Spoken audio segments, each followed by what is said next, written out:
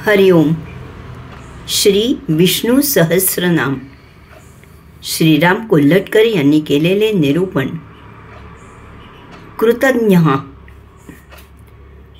प्राण्यांच्या पापपुण्यात्मक कर्माचे ज्ञान असलेला, भगवंतासाठी कुणी थोडे जरी केले तरी ते लक्षात ठेवून त्याप्रमाणे वागणारा, ह्या गुणामुळेच भगवान भक्तीने अर्पण केलेल्या पानाफुलांनीही संतुष्ट होतो.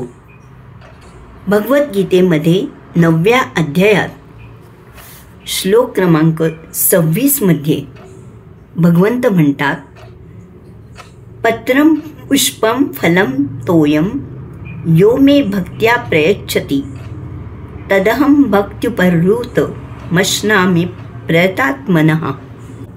जो कोणी भक्त मला प्रेमाने पान, फुलं, फळं, पाणी इत्यादी अर्पण करतो, त्या शुद्ध बुद्धीच्या निष्काम प्रेमी भक्ताने प्रेमाने अर्पण केलेले ते पान, फूल इत्यादी मी सगुण रूपाने प्रगट होऊन मोठ्या प्रीतीने खातो.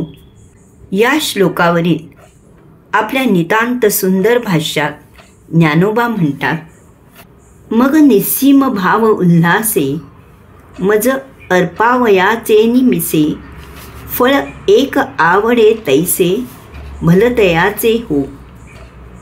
भक्तू माझ्याकडे दावी आणि मी दोन्ही हात बोडवी मग देठू न फेडिता सेवी आदरेशी. पैगा भक्तीचे नावे फूल एक मज द्यावे ते लेखे तरी म्या तुरंबावे परिमुखींची घाली. अत्यंत प्रेमाने मला अर्पण करण्याच्या निमित्ताने वाटेल त्या झाडाचे वाटेल तसले फळ असे नाका.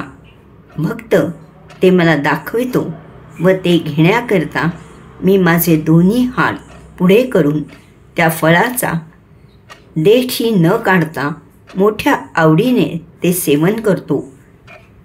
भक्तिभावाने मला कोणी फूल अर्पण केले तर खरोखर पाहता त्याचा वास घ्यावयाचा, पण मी त्या प्रेमभरात ते फूल तोंडातच घालतो.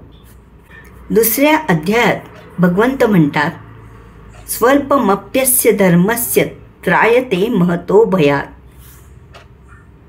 कर्मयोगरूप धर्माचे थोडेसेही साधन जन्म मृत्यूरूप मोठ्या भयापासून रक्षण करते.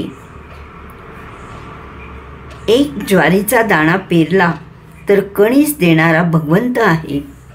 ही भगवंताची कृतज्ञता बुद्धी किती विलोभनीय आहे, आपल्याला आश्वासित करणारी आहे नाही का? उलट बाजूने विचार केला तर चोरून केलेल्या पापकृत्याची देखील नोंद करून या कृत्याबद्दल जबर शासन करणारा देखील तोच असल्याने आपण त्याच्यावर 100% विश्वास ठेवून सन्मार्गाचा सत्कृत्याचा राजमार्ग सोडू नये असे या कृतज्ञ नामानिमित्त म्हणावेसे वाटते. हरिओम.